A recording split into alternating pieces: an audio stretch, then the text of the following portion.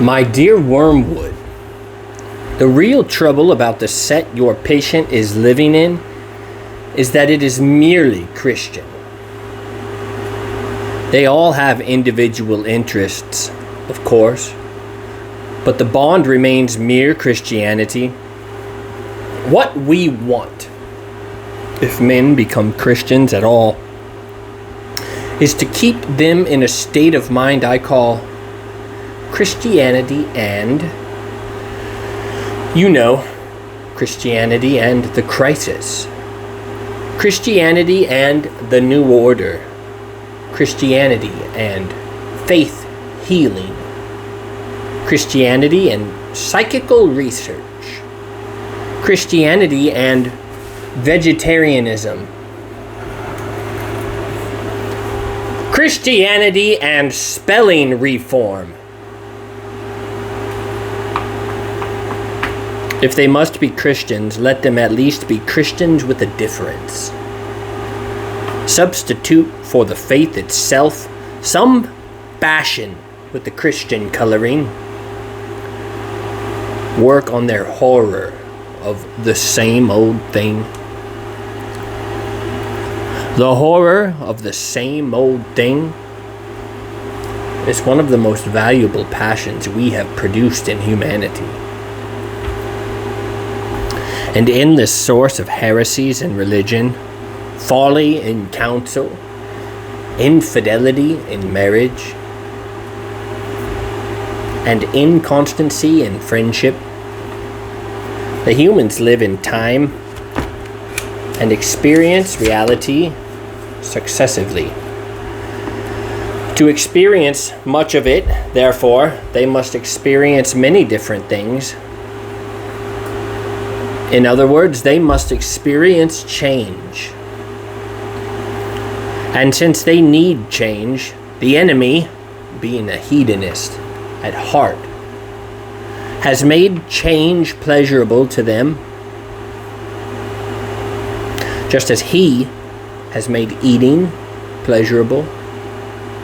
But since he does not wish them to make change any more than eating, an end in itself, he has balanced the love of change in them with the love of permanence, which we call rhythm. No. He has contrived to gratify both tastes together in the very world he has made by that union of change and permanence which we call rhythm. He gives them the seasons, each season different, yet every year the same, so that spring is always felt as a novelty, yet always as the recurrence of an immemorial theme. He gives them in his church a spiritual year. They change from a fast to a feast, but it is the same feast as before. Now, just as we pick out and exaggerate the pleasures of eating to produce gluttony, so we pick out this natural pleasantness of change and twist it into a demand for absolute novelty. This demand is entirely our workmanship. If we neglect our duty, men will not only be contented, but transported by the mixed novelty and the familiarity of snowdrops this January, sunrise this morning, plum pudding this Christmas.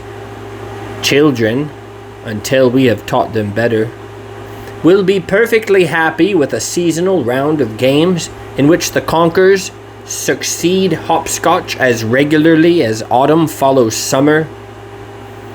Only by our incessant efforts is the demand for infinite or unrhythmical change kept up. This demand is valuable in various ways. In the first place, it diminishes pleasure while increasing desire. The pleasure of novelty is by its very nature more subject than any other to the law of diminishing returns. And continued novelty costs money, so that the desire for it spells avarice or unhappiness or both. And again, the more rapacious this desire, the sooner it must eat up all the innocent sources of pleasure and pass on to those the enemy forbids. Thus, by inflaming the horror of the same old thing, we have recently made the arts, for example, less dangerous to us than perhaps they have ever been. Lowbrow and highbrow artists alike being now daily drawn into fresh and still fresh excesses of lasciviousness, unreason, cruelty, and pride.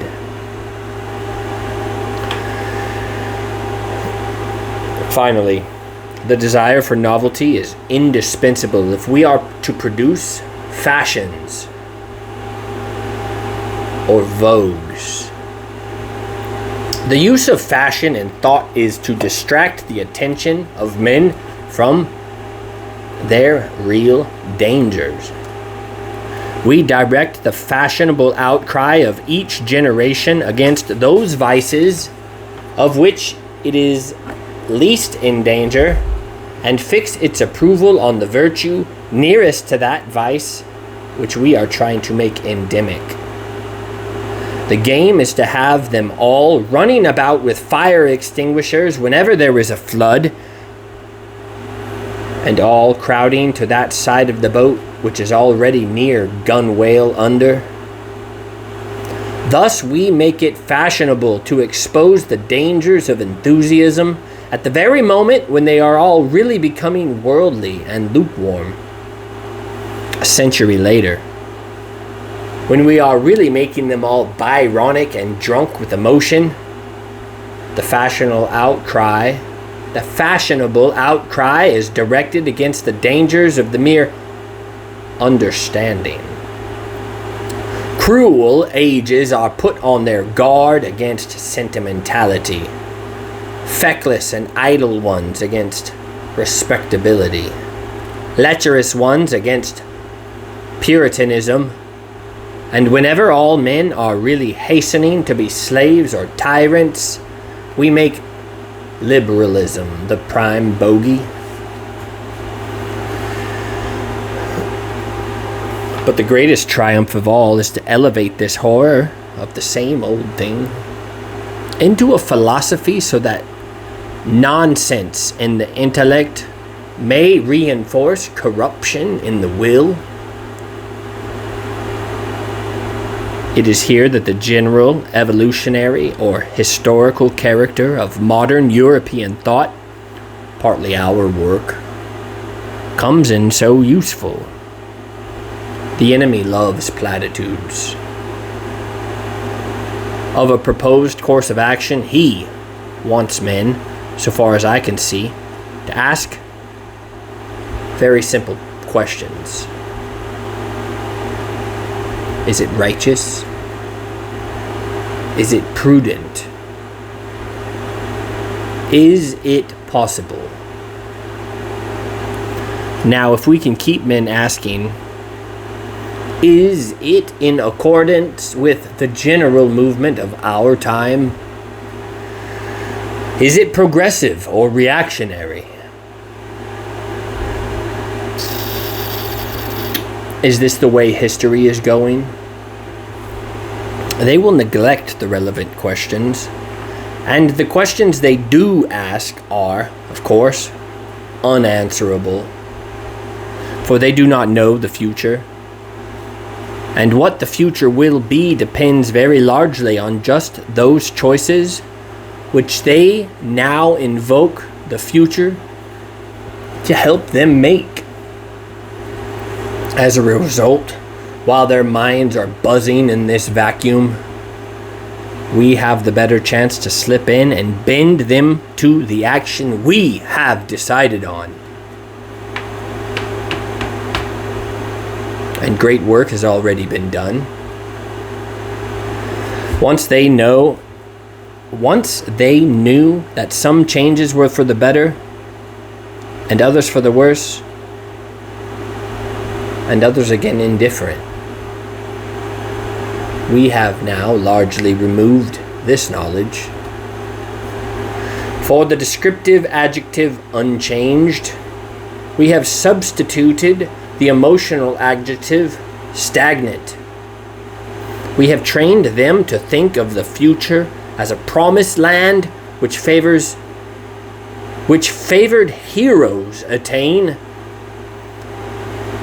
not as something which everyone reaches at the rate of 60 minutes an hour, whatever he does, whoever he is. Your affectionate Screw Tape.